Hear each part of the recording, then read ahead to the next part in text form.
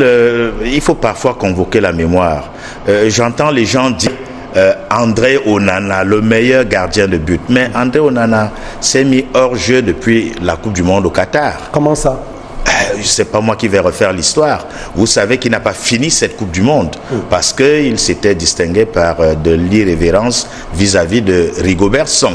Et depuis ce jour où il a porté la casquette de joueur rebelle, il s'est ouvertement opposé aux décisions de la Fédération camerounaise de football dirigée par celui qu'on qualifie souvent de son père sportif, de son mentor. Il a même été considéré à un moment comme l'auteur de la fatwa qui avait été lancée contre la FECAFOOT au soir d'un match international à l'hôtel Hilton. Il était parmi les personnes qui ont lu direct un communiqué qui mettait à mal la Fédération camerounaise de football. Je crois que Marc Brice n'est plus là. Il n'y a pas de clapotis dans la mare. Il n'est plus là pour de vrai, c'est-à-dire il n'est plus là, Marc Brice n'est plus là. Et cette fois, quand les Camerounais disent il y a eu le cas Conceição, la FIFA va intervenir, je leur dis non. Marc Brice a commis une faute, c'est celle d'avoir refusé que la FECD signe son contrat. Les amis, bonsoir. Avant de vous laisser aller vous coucher, je vais vous revenir à la suite de ceci avec l'intervention de Jean Lambernan lors de cette émission. Mais avant, parlons de cette réponse positive de la convocation pour la CAN 2025 sur Instagram de Kofan, Christian Kofan, l'avant-centre de Leverkusen. Ça, c'est déjà une bonne chose. Il va devoir intégrer donc la tanière. Félicitations et bienvenue dans la tanière des Lions. De l'autre côté, c'est la RSI qui nous annonce que le stage des Lions indomptables pour la CAN est en préparation. C'est dit que demain c'est lundi. On pourra avoir plus d'informations, surtout que d'ici le 15, on doit devoir commencer le regroupement. Prenons une réaction exclusive de Marc Brice. Voilà, cette réaction nous a été publiée par Franck Erindifo, le journaliste. Je m'en vais ainsi vous lire cela. Il nous dit qu'après plusieurs tentatives, Marc Brice a réussi à réagir face à ces multiples relances. Voilà, il nous dit ceci. Pour le moment, je ne veux pas réagir sur le sujet. Ce qui est important pour moi, c'est la décision du MINSEP et non celle de la FECAFOOT. Alors, je vais observer et voir comment les choses vont se passer. Mais pour mon opinion à moi est claire, je ne veux pas parler du sujet avec des personnes qui ne sont pas impliquées. C'est ainsi que nous révèle donc Franck Erindifo le contenu de son intervention ou bien de son échange avec Marc Brice. D'autres sources nous font savoir d'ailleurs qu'il dit qu'il ne sait pas pourquoi il n'y a aucune réaction du côté du ministère des Sports. Il attend qu'on lui dise ce qui en est. Il dit également que si effectivement on lui dit qu'il n'est plus sélectionneur du Cameroun, alors il faut le faire officiellement et payer ceux-là qui étaient donc avec lui, c'est-à-dire ses assistants and so on. Bon, là je ne sais pas quel a été le contenu du contrat. Ce que je remarque, c'est juste que sur TV5 Monde, Jeune Afrique, Afrique Foot et plusieurs autres chaînes, Marc Brice multiplie les interviews ces derniers jours. Mais qu'à cela ne tienne, on va regarder, jetons un petit coup d'œil sur le week-end de nos Lions indomptables. Dani Namasso, 3 buts contre 1 contre Metz. Il a brillé par une passe décisive lors de cette rencontre-là. C'est une bonne chose pour eux. De l'autre côté, c'est André Onana, c'était contre Göztepe. Ils ont gagné 2 buts contre 1 et ça les amène comme ça là à la deuxième position du championnat, du moins du tableau. Je vais vous laisser les amis, comme je vous l'ai annoncé au début, suivre la suite de l'intervention de Jean Lambernan. Retrouvons-nous demain matin, une nouvelle semaine avec d'autres updates, d'autres actualités. Et d'ici là, je vous souhaite déjà d'entrée de jeu bon début de semaine. On est ensemble. Ciao, ciao. Certaines, comme celle du limogeage de Marc Brice, viennent tardivement. Et les Camerounais feignent d'être surpris par ce limogeage. Ce monsieur est arrivé, il a plongé notre pays dans une situation de crise entre l'institution gouvernante et l'association sportive qui est la FECAFOOT. Une crise qui a duré pendant tout son séjour au Cameroun. Et il a accumulé des fautes, il a accumulé des attitudes, il a accumulé des paroles qui le mettaient en porte-à-faux avec la mission qui lui avait été dévolue. Donc pour Marc Brice, je crois que c'est arrivé. Maintenant, il faut parfois convoquer la mémoire.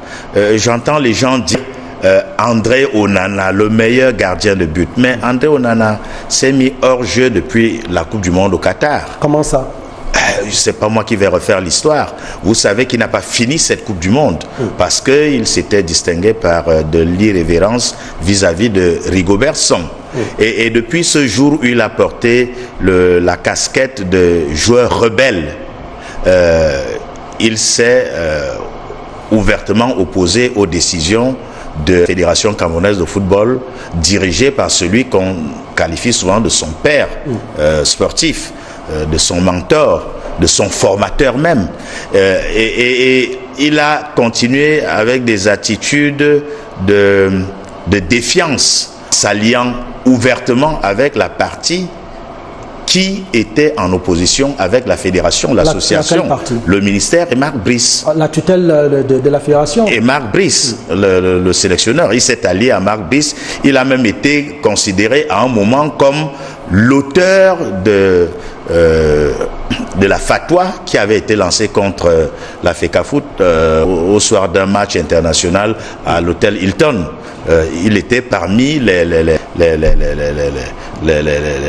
les personnes qui ont lu direct un communiqué qui mettait à mal la Fédération camerounaise de football. Je crois que Samuel Eto'o a rongé son frein. Il attendait le bon moment. Il attendait le bon moment et je voudrais évoquer la mémoire. En 1990, lorsque nous allons à la Coupe du Monde, le meilleur gardien, un des meilleurs gardiens du monde, c'est Bel Joseph Antoine. C'est Bel Joseph Antoine. Son nom figure sur les listes de départ du match contre l'Argentine. Son nom y est. Mais c'est par un geste, un acte d'indiscipline, de défiance. Cet homme l'ont même qualifié de trahison que les entraîneurs décident de le mettre de côté. Donc je crois que l'équipe nationale, on nous a souvent reproché d'avoir une équipe rebelle, une équipe débonnaire où chacun fait ce qu'il veut parce qu'il a des galons au plan international, parce qu'il est un des meilleurs, parce qu'il est le... Eto'o lui-même, on lui a fait souvent ce reproche. Mais les gens n'avaient pas suffisamment d'épaules pour lui dire nous on te met à l'écart et on évolue avec ceux qui veulent défendre les couleurs de façon disciplinée. Et donc moi je ne suis pas surpris. Vous savez, nos dirigeants à tous les niveaux ont la rancune vissée au cœur. Et ils attendent le bon moment. Ils attendent le bon moment. Il a manqué à ces dirigeants-là de savoir lire dans la boule. Ce n'est pas des sémiologues, malheureusement. Pendant qu'ils ont mené le combat entre la fédération et sa tutelle, ils ont perdu de vue qu'il y avait un suprême, le président de la République, dont chacun de nous doit connaître les méthodes.